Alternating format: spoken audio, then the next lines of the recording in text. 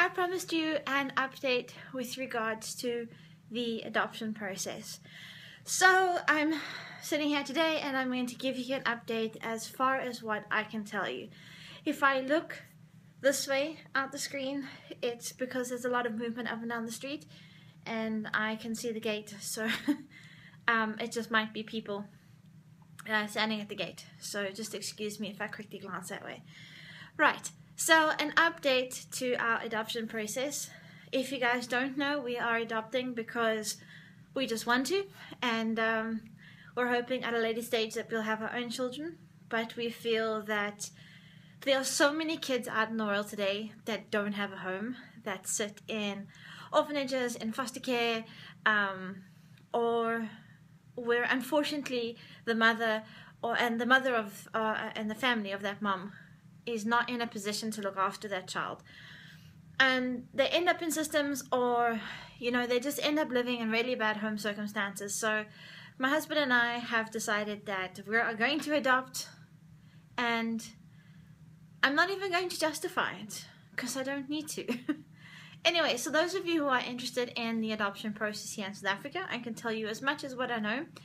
And as we go through with this journey, in terms of meeting again with social workers, in terms of house visits, in terms of what we ended up paying for it, and all this kind of thing, we will update you at every step of the way. So I feel like our last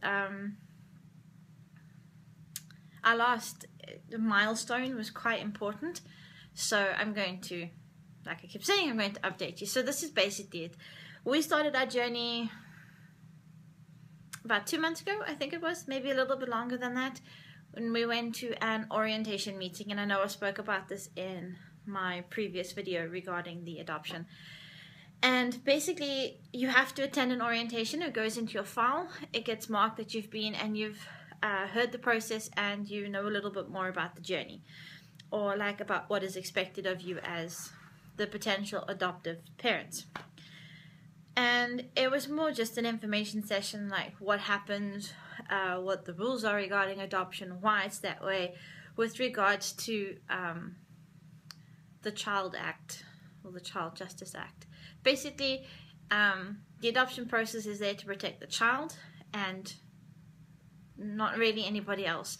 So it's whatever is going to best suit the child. So even though you as a potential adoptive parent might feel that adopting is what's best for that child, they might feel no, that that's not right, and that child won't be put up on the National Register for adoption. Then we were given an application form, and the application form required a whole bunch of stuff from us. So we had to fill out our basic information. We had to go for a medical, where they do a HIV and AIDS test, or any kind of diseases really, your blood pressure, your cholesterol, your heart rate, your general fitness and health, and then if there are any infertility issues, to expand on the infertility issues, because sometimes that's one of the reasons why people adopt. And then you would have to attach proof of your blood results regarding your HIV and AIDS tests and any other critical sexually transmitted diseases. Then from there, and that takes a couple of days for that test to come through. So you have it done, you got to wait a while, and then the doctor phones you, or you can go collect your results from whoever the company is that dealt with your blood.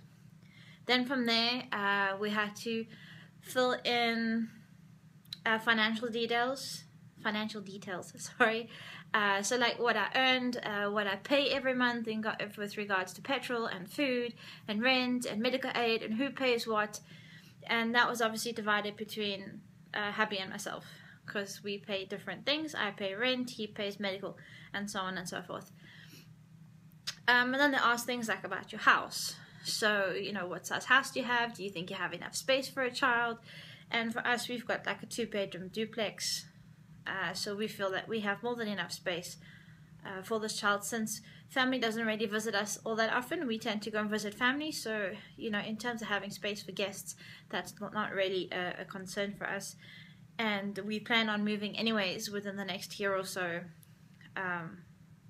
to be able to potentially comfortably suit guests as well as baby as well as ourselves. Then from there, they asked us to give a list of references. So 2 people who are not related to us and 2 people who are related to us. So we ended up giving 2 of our close friends, and then my mom and my sister-in-law, and they were our references. They didn't state it couldn't be parents, so I'm assuming that it was fine. And then there was a wait. So we submitted an application form to the agency or the company that we're working through, and we basically had to wait for them to look through our application to see if they were happy with it. If they were happy with it, then they would call us back and they would ask us for an interview.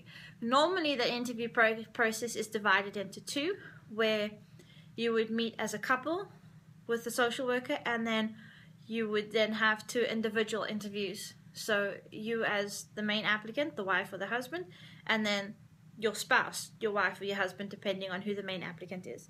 In our situation, I'm the main applicant, my husband is my spouse. So we were called in for a interview, and we were given 3 dates, and we chose a very special date, as you would have seen in one of our previous vlogs. We chose the 25th of June. Why? Because it was our wedding anniversary, and we felt this was just, I don't want to say a really good omen, but it just felt really special for us that we could go and have this interview, and it could be a part of our journey on a very special day for us, which is what we did. So the 25th of June, which was last week, we went and we met our social worker, and we were there for close on 4.5 hours. And she asked us a variety of questions, which pertained more to like our background. So what our childhood was like, what good memories did we have, who lived in our household, what my relationship was like with my siblings, if I had any, and I do, I've got a brother, and like my parents and their marriage, and if you had divorces in your family, how you relate and work well with your step-parents and all that kind of stuff. So I have a stepdad, and my brother has my dad is my brother's stepdad, and so on. So it's a bit complicated, but yeah. And the same with my husband, he has a stepdad and all of that kind of stuff. So they wanted to know about your background and who you are as an individual, so your interests, your likes, your dislikes, and just your general well-being in that sense, and how your background affects you now and how it's made you who you are today. And it was really interesting. And you also get a different perspective on yourself. Like I was telling Gideon, my husband, that after being at the interview, it seriously made me sit back and think, wow, I really did have a good life. I really did, in a sense, have it easy, And I had really great parents, and my parents are still great, and my stepdad is just as great. And my in-laws are also really amazing people. And it makes me want to be that for my child one day. And I can't wait for them to grow up in this household and to experience things that I did.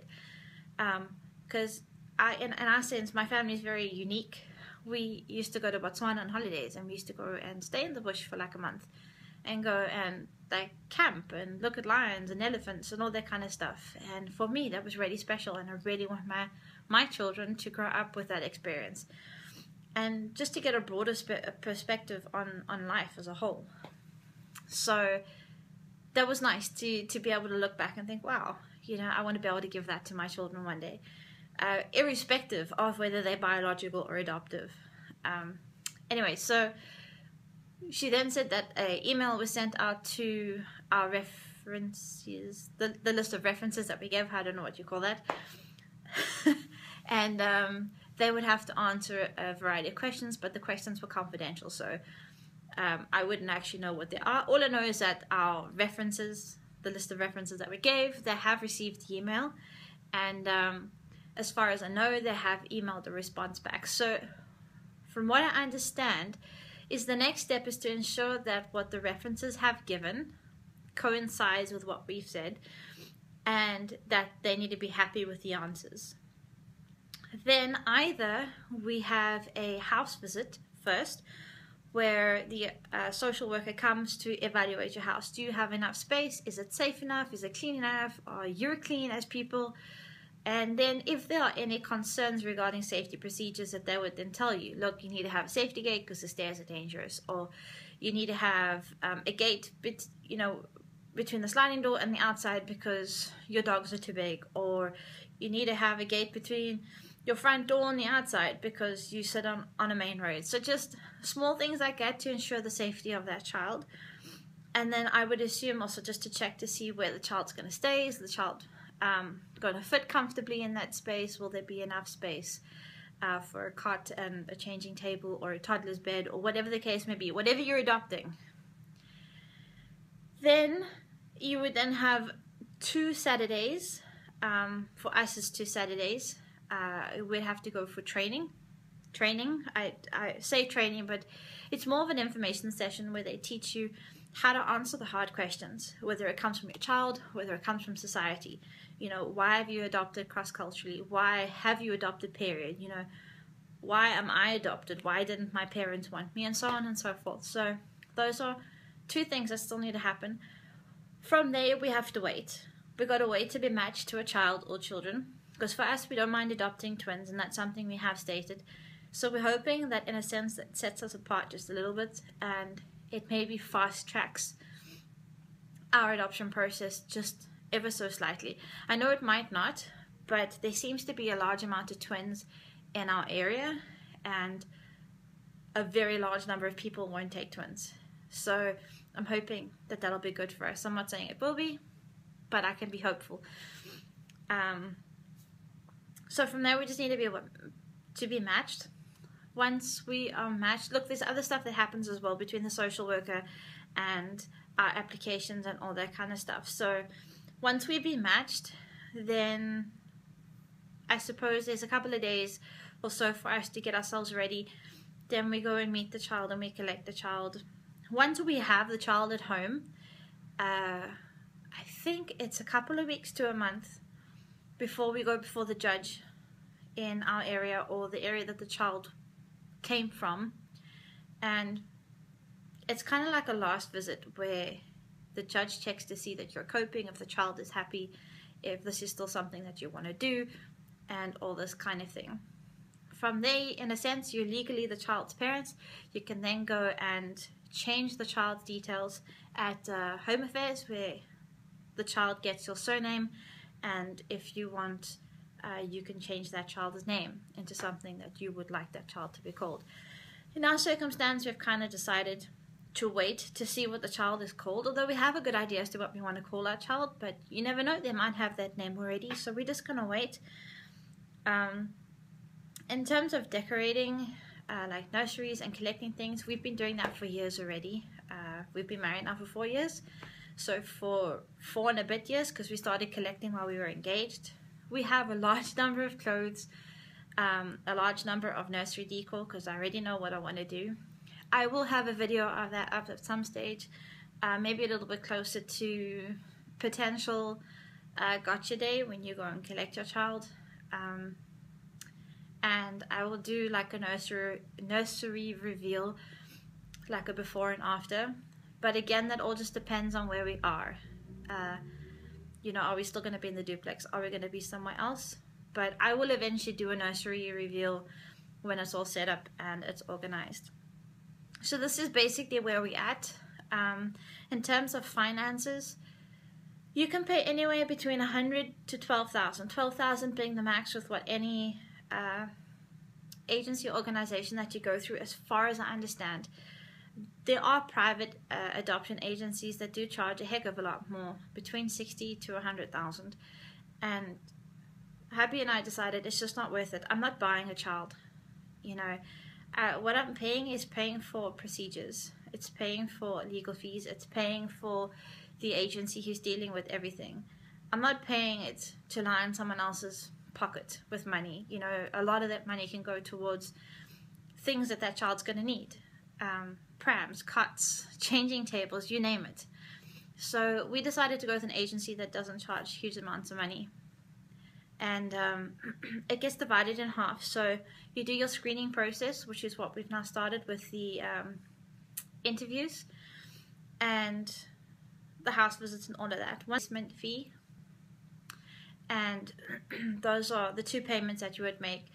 And that works on a sliding scale, so that works depending on your salary. Whatever your salary is and whatever your expenses are every month, it gets worked out, and it gets worked out then what you can afford on a monthly basis. But that is basically it. That is where we are. That is the general process of adoption in South Africa, in the Western Cape. I haven't found a particular process that's different. You know, the best bet is just to inquire at your local child welfare society or at the local adoption agencies. I know that ProCare is nationwide. I know that Aber Adoptions is Joburg, Pretoria, and Cape Town, and you should have a child welfare in any area. It's a really blessing to be going through this process. I feel blessed, and I know that I will be more blessed when I receive the child that, you know, God has intended for us. You know, I believe that this is something He wanted us to do. So I wish you guys all the best in your journey, and I ask for your support in ours.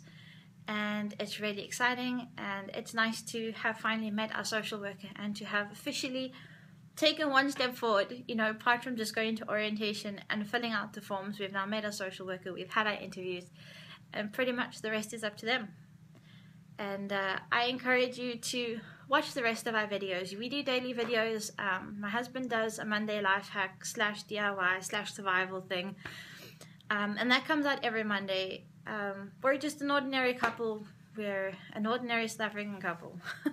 We attempt to go out there and to do some things and to go and experience our countryside and our city a bit more. The life is really busy. Click the thumbs up button to show us that you like the content. Please comment below if you are going through this journey and you want to encourage me, or you want to start it and you want to talk about it, or whatever the case may be. Please comment below. Please click the subscribe button so you can get more updates on our adoption journey, or our daily videos, or our DIY / survival hack / whatever you want to call it. And know that we look forward to seeing the thumbs up, the comments, and the subscribers increase. And yeah, we have just started this journey. We have almost done a month and a half. So yeah. Oh, share this video, because I know there are lots of people out there that are going to want to know this information. And I know I talk really fast, but that's okay, because that's me. And come back tomorrow for another video. Love you guys. Bye.